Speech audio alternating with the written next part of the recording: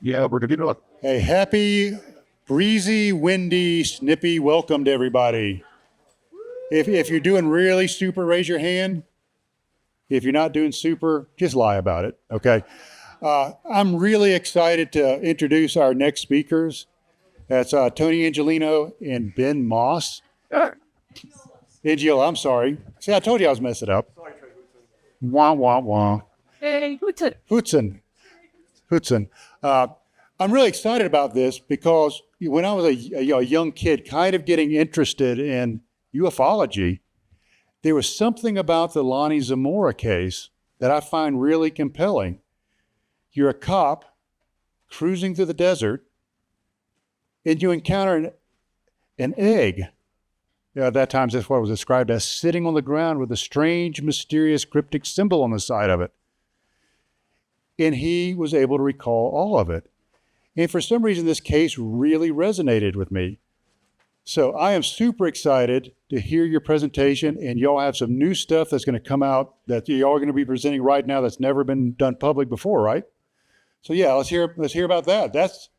I'm excited about that. So let's give a good, warm, snippy wave of our tail and a shake of our mane for Tony and Ben. Trey Hootson, everybody. How many people here are familiar with Snippy? Now, how many people are familiar with Socorro? Okay, about the same. The reason Katie Page made this little animation here, it's based on what Lonnie Zamora described that he saw when he first approached this craft. And we're going to get into a few things that maybe you've never heard of before, and we're going to take you down the rabbit hole with us on this entire case.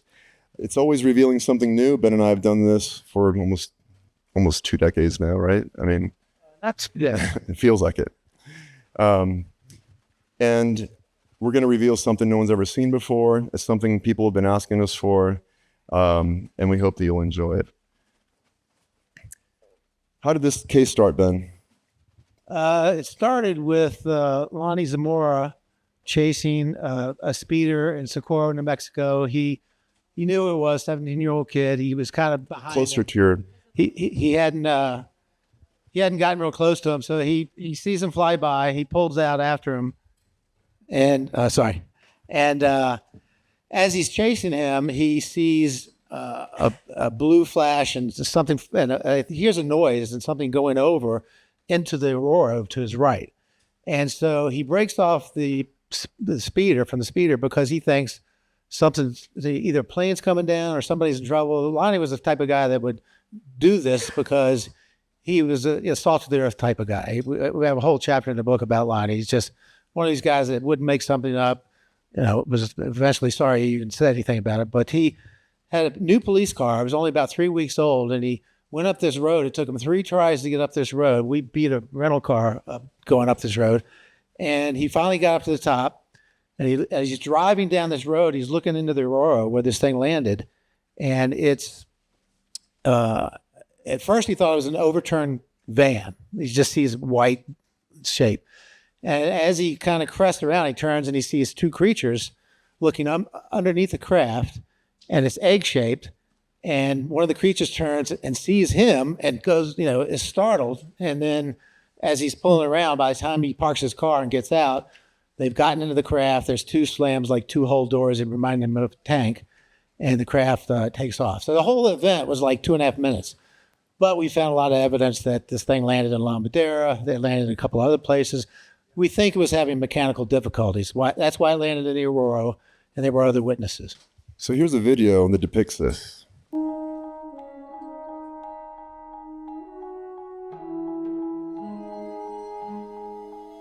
There was a police officer, Lonnie Zamora, in Socorro, New Mexico. He was following a speeder. As he was following the speeder, he saw off to his right in the southwest, he saw a brilliant kind of a blue-white flame. It looked like it might be dropping down or descending. He didn't understand it, so he dutifully left the speeder and turned to the southwest up a hill. When I got up on top of the mesa there, I looked down and I seen this big white object on the ground. I could see some figures. Lonnie told him that he had seen some small beings that looked like children around the craft. Wandered more than about 3 feet away from his patrol car when the craft took off. He just could not compute at that moment what this thing was, other than it was raising vertically straight up. And at that time, nobody knew what a UFO was. That's when they started putting it on the papers.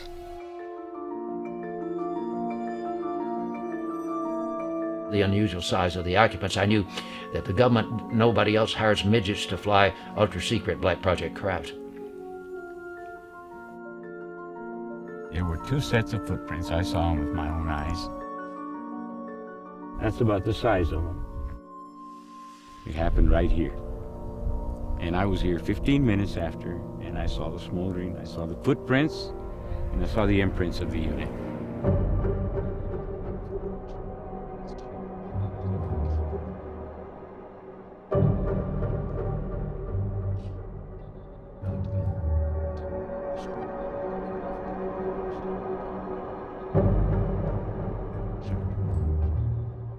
The behavior of the technology, the way it rose up on this mysterious ground knifing flame, the way it flew off horizontally without a sound, at least so far as Zamora could hear, the way it climbed to beyond supersonic speed, all of these things suggest that it was by no means a 1964 technology, and in fact, there's nothing today that could duplicate that technology.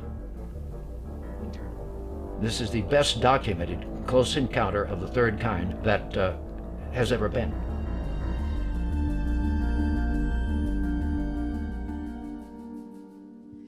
That voice you heard is Ray Stanford, and he's recently passed away. Ben was able to speak with his wife and found a lot of interesting information. Do you want to tell him a little bit about Ray Stanford? Yeah, Ray was an interesting guy. He didn't graduate college, but he traveled all over the world. He spoke a couple languages. He had discovered at Goddard these, sitting there eating his lunch, he saw the sandstone, and Ray was a fossil hunter. And he discovered this slab of petrified mud or something that was probably 54 million years old that had 44 mammal footprints in it. The only dinosaur footprints found inside the Beltway in Maryland. And it's now going into the Smithsonian, and it hangs in Goddard. Ray was just a fascinating guy. When you went to his house, he had dinosaur tracks all over the place. The Smithsonian has been begging him for a lot of his stuff to be donated there. And he also has meteorites everywhere. One time we were over there, we held a piece of Mercury, a piece of the moon, and a piece of Mars that he had. So Ray was just a fascinating guy. He knew all the contactees. He told us who was faking stuff, and he had a lot of information. He knew Phil Klass had been to his house. Phil Klass actually said, after Ray showed him a lot of his documentation that I'm trying to get digitized, that you've really got something here, but I would never tell the public.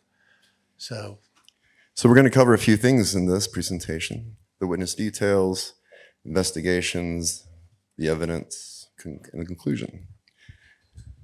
Warren Feister, North Central Pennsylvania, Sullivan County, and a few other cases that kind of correlate. We're going to go through these.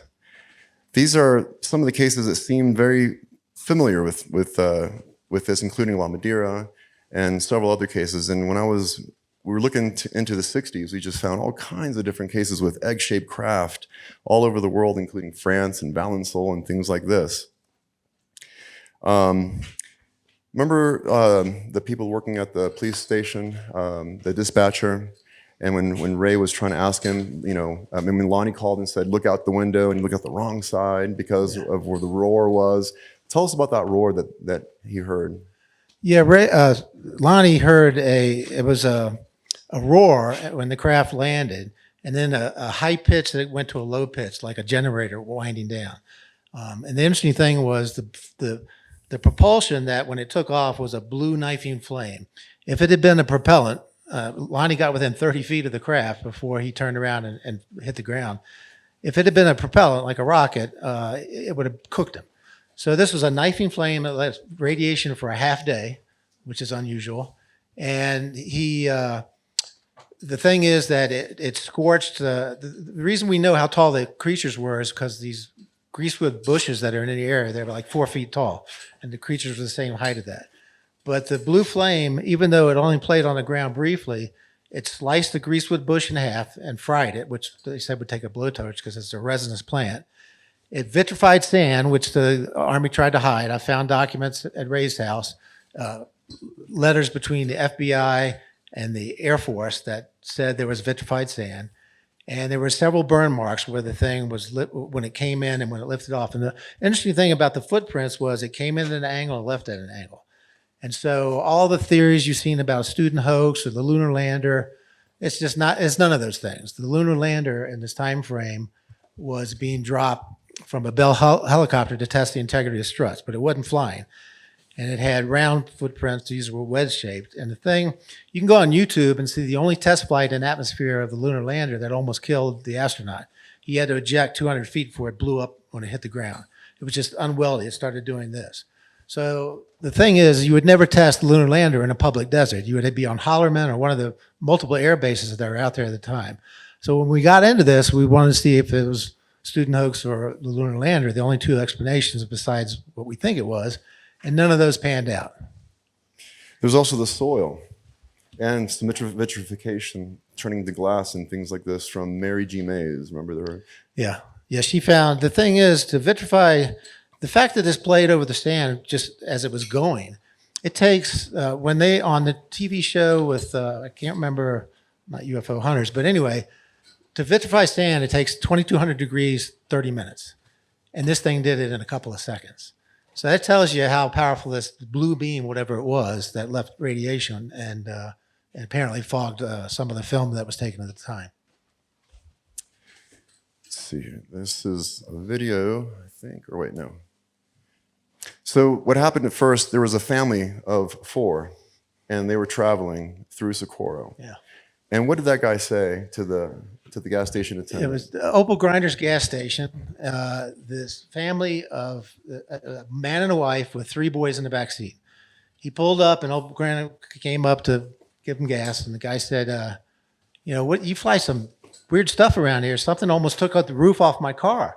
And Opal Grinder said, was it a helicopter? And the guy said it was a helicopter. It's the funniest looking helicopter I ever saw. And he said, but then I saw a police officer going after it. And it came down, didn't come down at the airport. It came down behind a berm up in the desert. And so nobody could ever find these people later, but they were just some of the witnesses. Because when the craft came in, before Lonnie encountered it, the radio station got 3 calls from Albuquerque saying, look, there's something in the sky with a blue flame that's heading your way. And there were other witnesses that we can get into. This was a short event, wasn't it? It wasn't very long. 2.5 minutes, yeah. Very, very short. Take us through. It came down the Rio Grande, right? And then when the car saw it, the object had turned away from the Rio Grande River to the right, crossed over the gas station to land in this arroyo. And there was a couple of other witnesses from a distance, Keyes and Kratzer, right? Yeah, we actually, when we were in Socorro, we were at a shop, and a woman said there was a woman that had a house on the Rio Grande, and she just calmly said after this event, oh yeah, I was drinking beer on the porch, and this egg-shaped thing came down, and then it started heading towards Opal Grinder's gas station. So we found where the house was. It was long gone, and the woman was passed away. But when we were in Socorro 3 times, we kept finding people. A lot of people don't leave that area. They stay there. There's engineers, as bartenders, because you have New Mexico School of Engineering. But a lot of people that grew up in Socorro are still there that were there when this event happened. So they would say the police saw it on other occasions. It landed near the reservoir. They wouldn't talk about it because of the way Lonnie was treated. We think Sergeant Chavez saw it, but he thought it was a black project, so he wouldn't open his mouth. He just pretended like he never saw it. But he got there soon enough to see it going away. Now, Lonnie, it took him like 3 or 4 tries to get up that hill with that brand new car. And when he finally crested the hill, he saw these objects from about 150 feet. Project Blue Book said 500 yards. He got a lot of things wrong. Yeah. And Ray mentioned there was a loud roar coming across, but then 2 kinds of engines. Explain these 2 engines that he postulated, that one was for one thing, one was for the other. What's that all about? Yeah, it's kind of like when we went to the moon. We took one craft got us there, another one detached and had a separate engine. But apparently, since when the craft took off, it was using a blue flame to lift up. But then that cut off, and it was hanging in the air, motionless, soundless. And then it lifted up, barely cleared the dynamite shack that was in the desert. We found the base of that, but it's long gone. and then headed towards what's called the Perlite Mill, and then shot straight up and started reaching supersonic speeds. So it had one engine that landed, and it landed in a depression because it was probably had some mechanical difficulties. When Lonnie saw the creatures, they were standing under the craft looking up under it. And then we think that 2 days later, 100 miles away, it landed in La Madera, which is a whole other thing we're looking into, and it was on the ground for 8 hours. So we think it had mechanical difficulty, was trying to repair itself.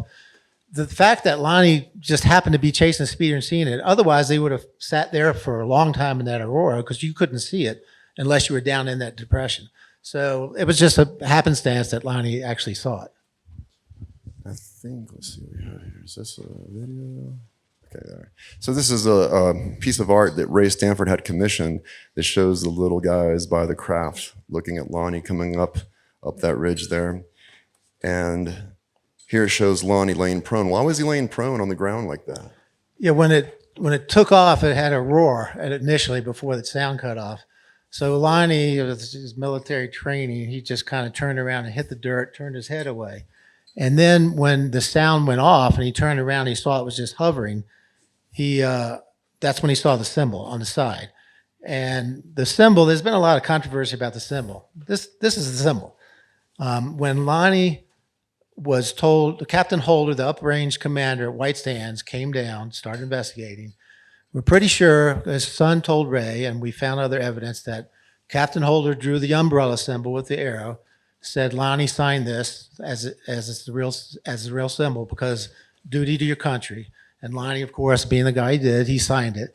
But the reason that Holder did that was that if anybody else reported this craft later and gave the umbrella symbol, that he'd know they were lying about seeing that craft. Incidentally, researching the Snippy case, I came across a document, and I wasn't going to say this, but I kind of have to now, because the only witness or the only person that ever came forward to say that they saw that umbrella symbol was Reverend Whiting. I don't think anybody wanted to call him a liar, so this is the object as we speculate as could have looked like.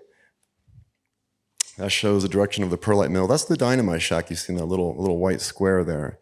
And we found the foundation to that while we were out there.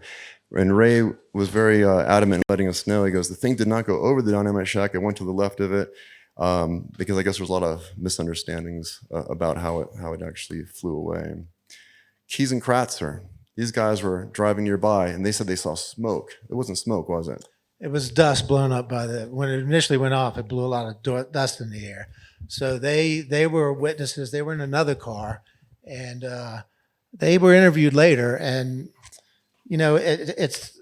Fame got to them. Yeah, it started embellishing down the road. The thing about Lonnie, though, when Lonnie saw the creatures, my opinion, and I kind of think Diana, his daughter that I talked to, and Tony agrees that Lonnie was a devout Catholic. So we think that he thinks he saw demons because I'm not sure. He said white coveralls. I think that was a cover for not describing maybe facial features or something he saw that really freaked him out because he spent 2 or 3 hours that night with his priest going over this saying, you know, what should I do? I can't believe I saw this. Did I see demons? And so the priest told him, Diana told me, his family, that he said, you can do one of two things. You can stop talking about it or always tell the truth. And Lonnie, over the years, never embellished the story, never changed it, was sorry he told anybody. He said, if I do it over again, I never do it again. And he had calls from Japan and all these places want to get him on TV, want to interview him. He did a couple of interviews on UFO sightings and some other show. I can't remember the name of it. What did Lonnie say to Ray about his book when it came to... Yeah, when I have 4 copies of Ray Stanford's book that we did the follow-up to, Socorro Sauce in a Pentagon Pantry. Very rare book. It's $175 on Amazon, but I have copies that I'm selling for his wife so we can digitize some of his footage. But Lonnie Zamora read his book, and I confirmed this with his daughter. His daughter said, what do you think about Ray's book? And Lonnie pointed to Ray's book and said, that's the only guy that got this case right. So we have a video of Ray Stanford in his own words in his living room, surrounded by meteorites and all kinds of artifacts, telling his version of the story. And here it is.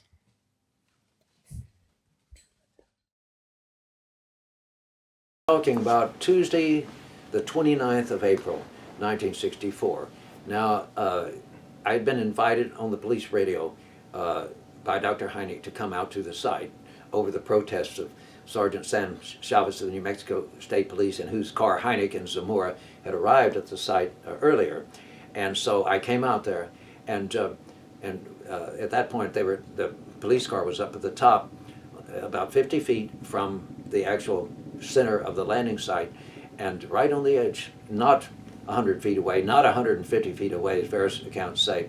It was about 50 feet away. Now, I'll explain what happened. After we went over various things down at the landing site, and which I covered completely in my book, we went back up the ravine, and the police car, and Heineck was explaining to me, I had Chavez park his car right. Lonnie was with us, of course. They arrived, all three of them together in that car. It was a state police car. Lonnie, see, wasn't on duty.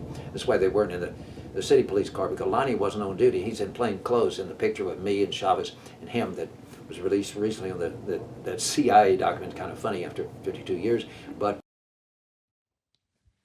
That's Ray Stanford with his foot right by one of the footprints of the landing. All of he said he had it parked right there, exactly where, with the kind of orientation he had during the actual event. And somebody, I think Zamora shouted, somebody opened the door, and Zamora explained how he got out, and he took a few steps, and he showed us, he said, and the roar started, and I threw myself on the ground.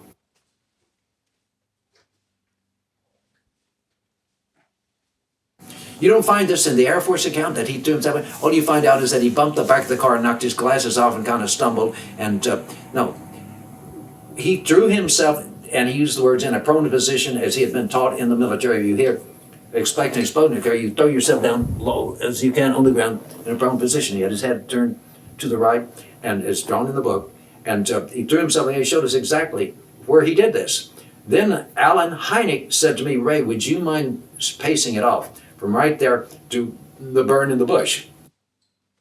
That creosote bush was sliced in half by the subatomic particle release. The burn bush was right in the center of the landing quadrangle. And so I paced it off. And using my footprint distance, which I was good at estimating, he was not more than 35 feet, probably almost exactly 35 feet from the center of the object. When he hit the ground, he was, now keep in mind, he had his glasses on. They weren't knocked off until he got up from the prone position, when the thing had, he realized it wasn't exploding, and he was running, and he hit the back of the car and knocked his glasses off. He had them on when he looked at it, when he got out of the car, when he opened the door. When he was facing it, and the roar started, and he threw himself in the opposite direction and down on the ground in a prone position. At, I think, if I remember correctly, about 15 feet from the car, 50 feet total, to the center of the landing, where the exhaust had played and burned part of the creosote bush. So Heineck watched me. We stepped it off, and we concluded that was 35 feet, 36 feet there, that he was from it. Now, that is far closer than in the Air Force report, in anything we see. But it's the truth, because Chavez was there. He knew where the car was parked. He knew where Zamora's car was parked when he was the next person to arrive in response to the police call. And I should add this, that I didn't discuss this with Chavez, but every policeman I talked to on the Socorro police force told me that Chavez, because he heard the police call, he was coming up the slope and he saw the object high in the sky, and it was going away. And I'm confident that he did, because they all told me exactly the same story. They said Sam doesn't want to talk about it because he wishes this had never happened too, like Zamora. And he said he doesn't like investigators coming here because he thinks this must have been a government project of some sort, and he doesn't want to talk about it. But he saw it. Now they said that he said it was just, see, he's seeing it end on. This is an ellipsoidal object, as you see the drawing in my book and all the other drawings of it. And as it went up, and he's going up like this, he's looking right end on. So he's just seeing a little round object going away at high speed up into the sky on the approximate coordinate of the Perlite Mill over to the generally west, but it's hanging up steeply and very steeply into the sky. So Chavez did see it. I'm confident he did, even though I did not ask him. I knew I'd already been advised by the police about his attitude on it. But Chavez saw it, I'm sure of it.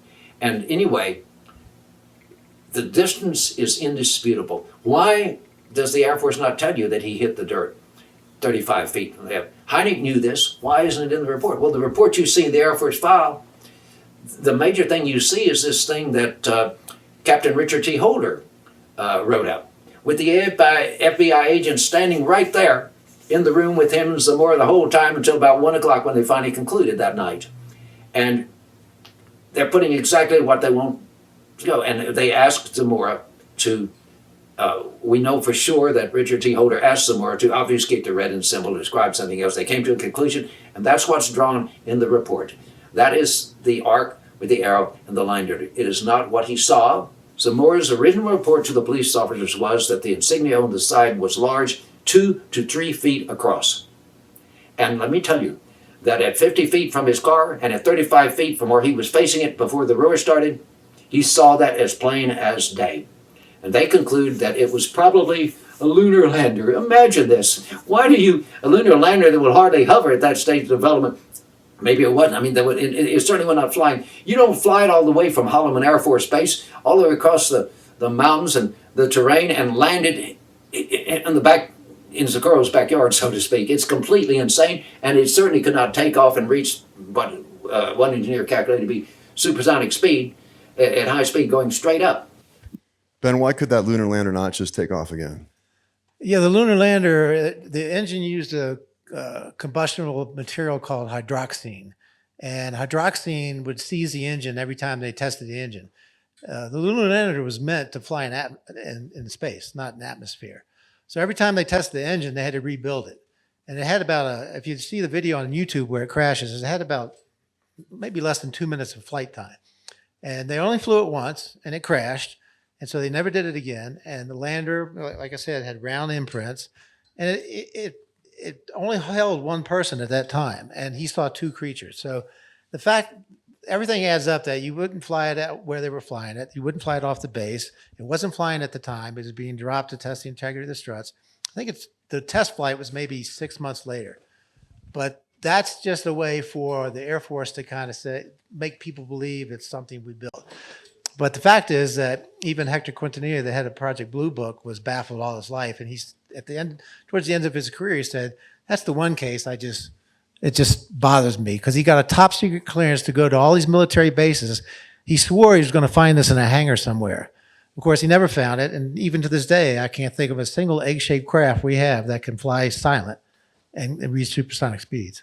He alluded that Sam Chavez saw it. Did anyone see this before or after? Yeah, there's in the book, we found a guy named Rob Mercer found on Craigslist.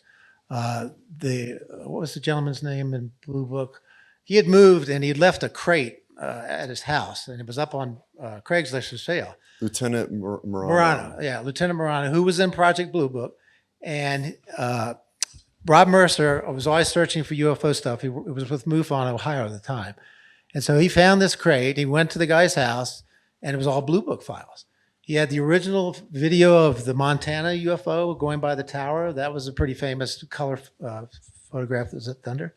And so he found that in this file was like 280 pages on the Socorro case.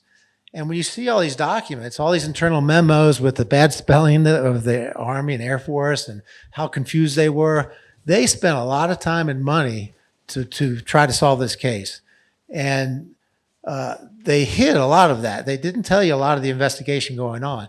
But in this time frame, when we went through the newspaper articles, there were egg-shaped craft seen all over the place. One landed at Holloman, one landed at La Madera, we think the same craft.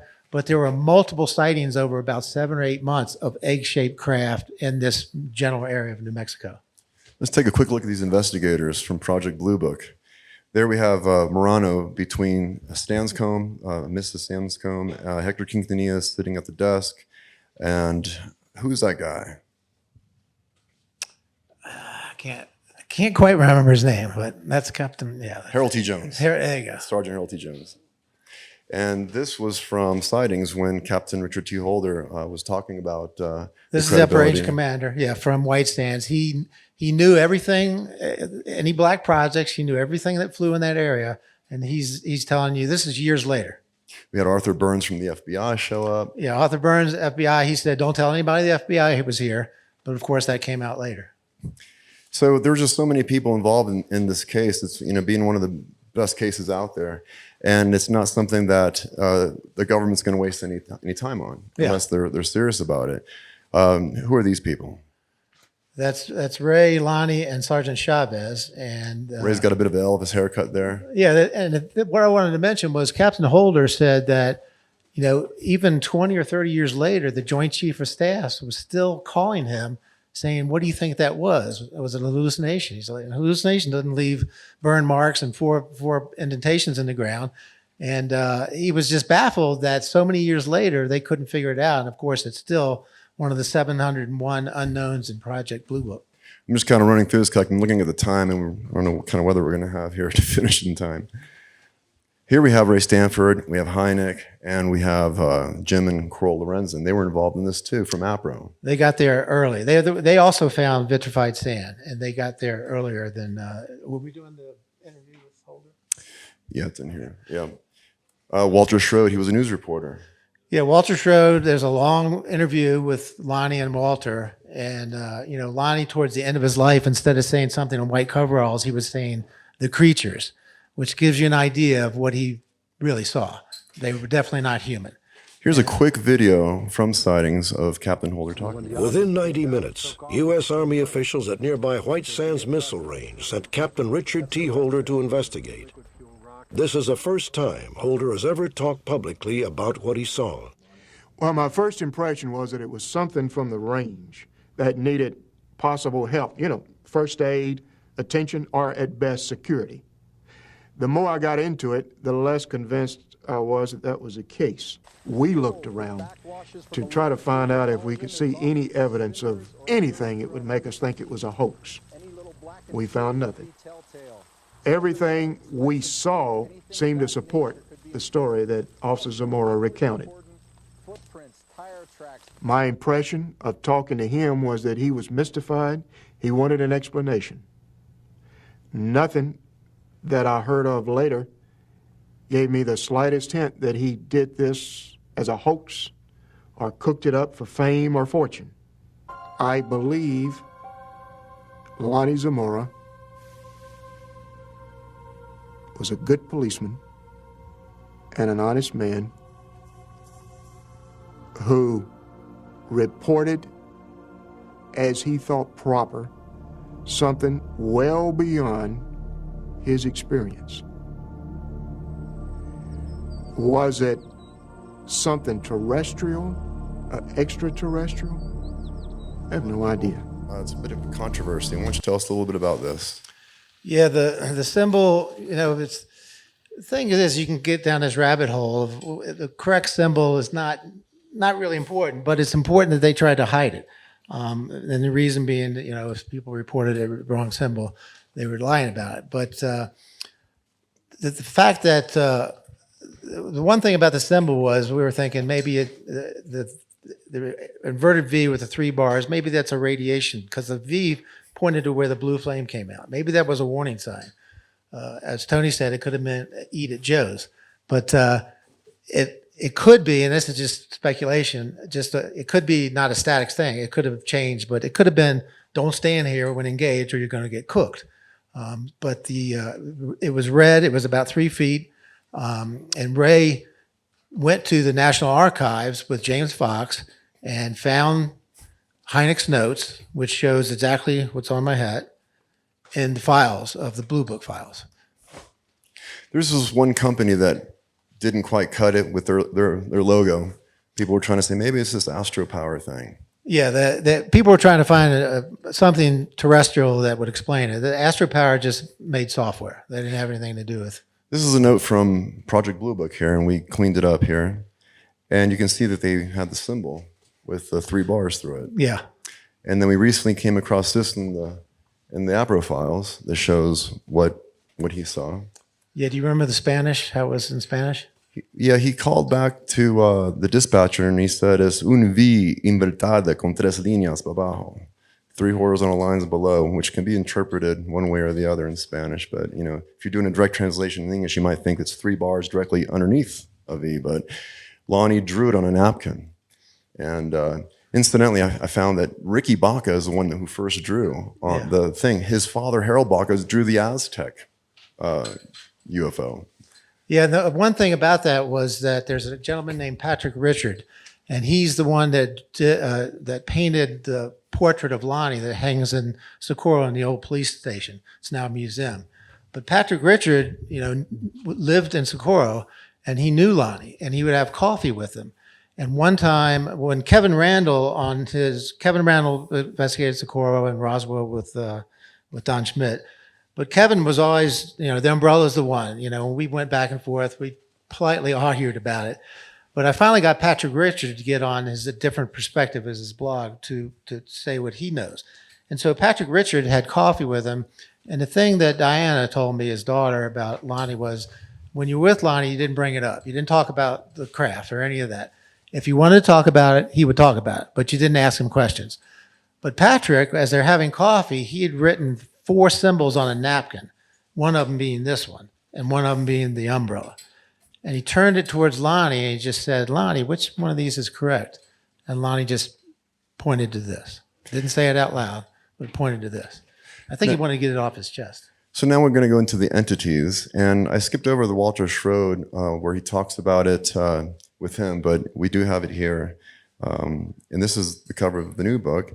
Here's Lonnie's. Did they have helmets on like spacemen or anything? No, sir. I wouldn't say that there were people. I saw something white coverall. That's what I could say. They looked like there was something in white coverall. Right. But you couldn't identify them as actually being a human being as you and I are. No. So it was just kind of cool to have his voice on there. Hoax theories. We kind of covered this a little bit already. I don't know if there's anything else you wanted to mention on this. That's New Mexico had a weather balloon that they released. The lunar lander we talked about. The balloon theory, I reached out to, I think the national headquarters of balloon flight is in Albuquerque. And so I reached out to them and they said, this was at 5:45 at night with a cold front coming in, 45-mile-an-hour wind. So said, first of all, nobody's going to launch a balloon in that type of weather at that time of day. And the craft left, and we were there. The wind was blowing hard, exactly like April 24th. Because we look back, the weather report for April 24th, 1964, there was a 35, 40-mile-an-hour wind coming out of the southwest, which is where this thing departed into. So a balloon couldn't lift off and take off into the wind, and certainly wouldn't have 2 people in it and be flying into a cold front at 5:45 at night.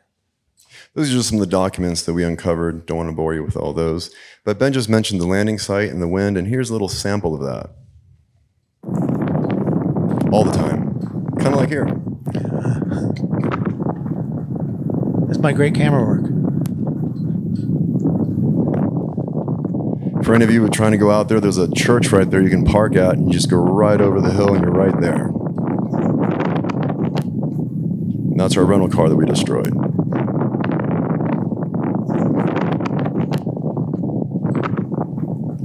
What's interesting is the bush that was burned. The last time I was there, I did a show, Ben Hansen's UFO Witness. The bush is 5 times bigger than any bush out there, and radiation does that. But it's huge, and all the other bushes are still little scrub bushes, 3 feet tall. That's an overlay of our car next to this is an unclassified photograph. Whose car was that? Do you remember? Back then? That was that Burns, FBI agent Burns? I think so, yeah. Yeah, so we were able to take our little picture and overlay to make sure we were in the right spot there, just to be nerds. Rock with metal. Now this is interesting. Tell us, how did Ray come upon this amazing rock with scrapings of this landing footprint? Yeah, it's interesting because it's baffling that Hynek acted the way he did. But basically, Lonnie Zamora, Dr. Hynek, and Ray Stanford were looking at one of the depressions, the 4 landing gear left, wedge-shaped depressions. I think 6 by 12 inches. Yeah, like a shoebox with a concave. Yeah. You know. And there was a rock that was broken in it. And Ray said, or Lonnie said, I think the strut broke that rock. And they're looking in the hole, and Ray's sitting there thinking, Heineck's going to grab this rock because it might have scrapings from the craft, the metal scrapings. And they're standing there, and nobody's doing anything. So Ray immediately goes, "Oh, remember, we got to go back to the police station. You got to talk to the FBI." He was And sneaky. so they get in their car and they go back, and Ray gets in his car, drives right back, grabs the rock, has metal in it, puts it in a plastic bag, and takes it from the site.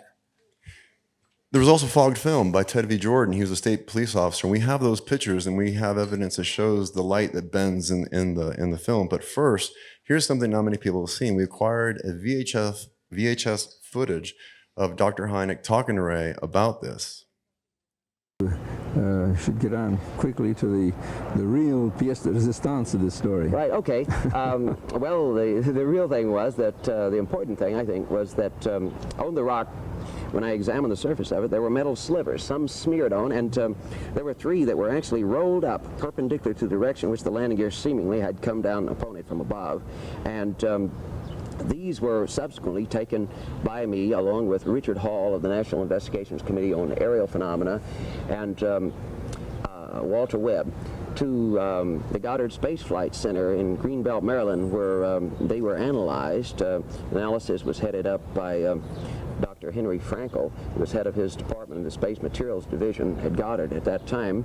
And according to his telephone report to me the next week, the slivers were comprised of an alloy that was an unusual one of zinc and iron. Now, zinc and iron are, of course, by no means unusual, but the way they were combined was unusual. In fact, Dr. Frankel said that he had checked the worldwide charts of alloys, including those from the Soviet Union, and that this alloy apparently at the time was not manufactured in any terrestrial foundries. And he said, Ray, this would of course lend itself to, would certainly tend to support the hypothesis, if you wanted to hypothesize, that the object did not originate on the Earth.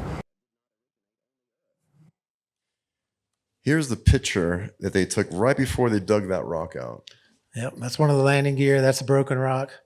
This is a close-up of the remaining metal. Now, what happened to that metal? It got scraped off from Dr. Frankel's team there at Goddard? Well, when Ray handed it to, I can't remember. Dick Hall. Yeah, Dick Hall, the biggest sliver fell into the grass, and they couldn't find it. They searched checked everywhere. forever. Yeah, and they looked for it.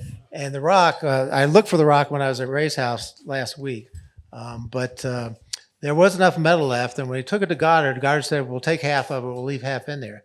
Of course, when they got the rock back, all the metal was gone. And what happened was a third party that knew Ray, that didn't know anything about this case or anything, they had worked at Goddard, and they said, oh, yeah, Dr. Frankel, remember that guy? He got sent to the woodshed for investigating a UFO medal. And Ray had never said anything to him. And so that's a third-party corroboration. But when Ray got the rock back, he was really upset that it was all missing. And so I've been searching for that because with today's technology, if there's a little tiny piece of that they didn't find, we can get it analyzed with some of the new spectral analysis. And here are the imprints. This is an original photograph. And what Ray told us was that when this foot went in, it self-leveled. And we have a short video that explains that mathematically for those that are, well, Mark's not here, so he's the nerdiest one here. But when this foot came out, it created this ridge. Look at that. You can see that it just, the dirt was falling off that top of that foot. And there's a little bit of zoom in there, you can see.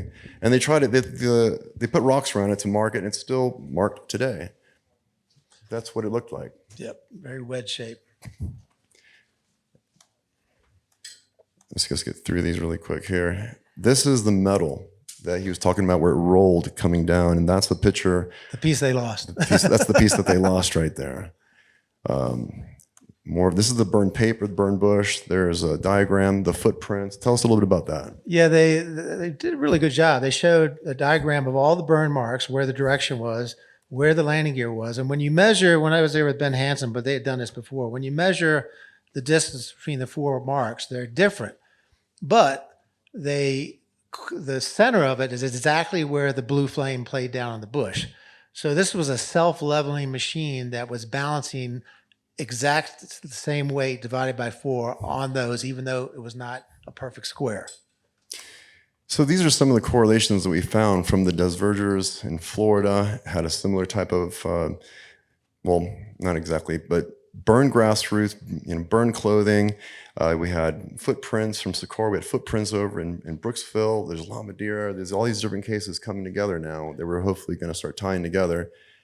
And these are some of the footprints taken at Brooksville, which are very similar to Socorro, wouldn't you say? Yeah, they called them paw prints, and you saw that the guy had showed a little bit of it, but at La Madeira, there were a lot more prints, because when Lonnie showed up, they were standing out of the craft. They got in quickly, so they didn't walk around. Apparently, they had just gotten out of the craft. At La Madeira, they're on the ground for 8 hours, and they said there were paw prints all around. And also, just like at Snippy, there were these round holes in the ground that we think were from a ladder that they came down, even though they might be high technology, still might use a ladder to get out of a spaceship. But and they moved a little bit, like when weight comes down on a ladder, it moves them a little bit. So Ben recently found this clip, which was interesting. This is what explains it. Here comes the engineering part. So remember how these sides were kind of weird lengths? You take these lengths and cut them in half, and then draw a circle that intersects all of these midpoints. Then in the exact center of the circle, you have the main burn point for the propulsion system. This means that the center of gravity of the craft was directly over this burn number 1. If equal weight is supported by each one of these midpoints, then that would mean each pad is supporting equal weight. In other words, this random looking placement of landing pads would result in equal distribution of the weight of whatever these pads were supporting. So there you have it. Reverse engineering the geometry of the physical evidence on the ground, that being the landing pad placement and the burn marks, it leads to this conclusion. This design is a balanced and efficient support for the weight of the UFO. And Dr. Hynek estimated that this object weighed 9 tons. The burned grassroots were Snippy case and the Desvergers case. And La Madeira. La Madeira. I thought there was only glass certification. I know that. No, there was a big burn mark where it sat on the ground for a long time, but it also melted glass, which takes an incredible amount of heat. And the thing is that Ray speculated this was subatomic particles being shot at the speed of light, and so you're talking about some type of exotic propulsion that could vitrify sand in about 1 or 2 seconds, something that you can't even wrap your head around it. And this was in '64. Now, Cliff Crowder, look at the date, April 21st, 1967. So much stuff is happening in the 60s. This guy, Cliff Crowder, he's driving and he sees a egg-shaped craft cover the entire road, and he describes it as just going straight up, and they leaves these burn marks on the ground. Interrupt real quick. Sure. There is a sort of a pretty big thunderstorm that's coming in about 10 to 15 minutes. If you have like a light tent set up or anything, you may want to go secure things. But we're expecting potential 25-mile-an-hour wind to 50 gust, along with torrential rain and nickel-size hail is forecast right over there. So I just saw a lightning bolt. Definitely not easy weather. So if you have a camp or something, thank you, Ben. Yeah, sorry. All right, let's fly through We'll wrap this. up here. This is what was left behind. That's where it was in Virginia. South Hills down by Danville. I used to do motorcycle racing in Danville. The fogged film. This is Hynek talking to Ray about the fogged film. Well, the story is, as far as my recollection is concerned, entirely accurate. The films were indeed fogged. Those are the facts. The inference from that is that possibly the fogging was due to high radiation since he was there immediately afterwards and close to it. But I think the moral of the story, Ray, is always trust Hynek. There's a whole thing about that because Ray absconded with it and we're kind of upset at Hynek. I'm going to skip this one. I just want to show you guys. There's La Madeira. Just going to fly through these pictures. There's a lot of stuff here. Mother Nature is not cooperating. No. I just want to, let's just get to the good stuff here. We're looking in La Madera. We got a lot of evidence of that. We're going to show you something that's not been really out in the public yet. If I can just get through these. Wow, there's a lot of slides in here. Valence Hole. If you haven't heard of Valence Hole, look that one up. It's really good. Egg-shaped craft. That's what he saw. And where is it? It's almost there.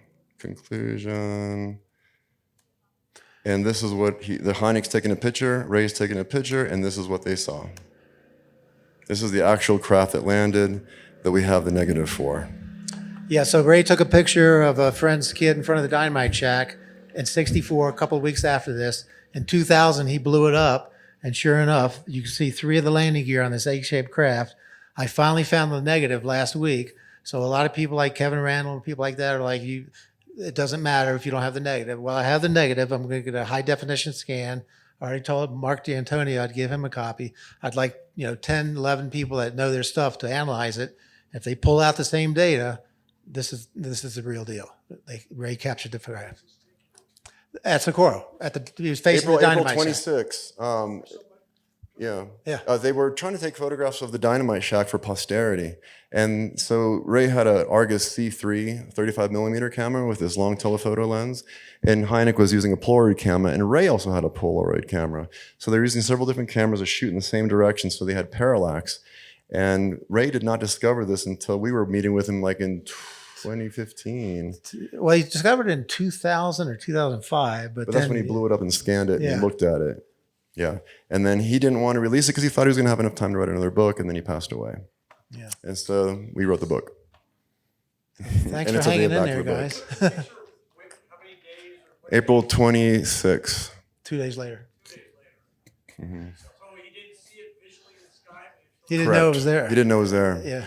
But you can see there's more objects in the back in the sky, and there's actually another one to the left. Once we have that negative scan, it's like a flat pancake about 30 feet wide. And when we blew up Hynek's picture, where actually Ray took the picture of Hynek taking a picture, that has 3 objects in the sky that we found when we blew that one up. When Lonnie saw it take off, was the landing leg still out, or did they go into the ground? as it lifted up, they retracted. Like it looks like it's about to land. So what Ray said, he goes, I believe they knew I was taking the photograph, and they showed one with the legs out so that we can measure and compare it to what was on the ground. Those were his words. Not mine. And we know it's having trouble, so. And that's why it was tilted down. Say again? Yeah, they were around for a while. That's right. I mean, one landed at Before Holloman. and after. Military people saw it. An Air Force pilot saw it in the air, saw the symbol. So this thing's, whatever civilization was flying these, they were around for a couple of months. Yeah. Well, these winds are picking up, aren't they? All right, guys, appreciate it. Thank you so much for coming out. Yeah. And we'll be around tomorrow if you have any more questions. Same time frame. Yeah. Madera was like 2 days later, and the information that matched this case hadn't come out yet because the El Defensor Chieftain came out twice a week. And so La Madera was Sunday. The El Defensor Chieftain with a lot of details came out on Tuesday after that. Oh, it got cooler. Thanks, everybody.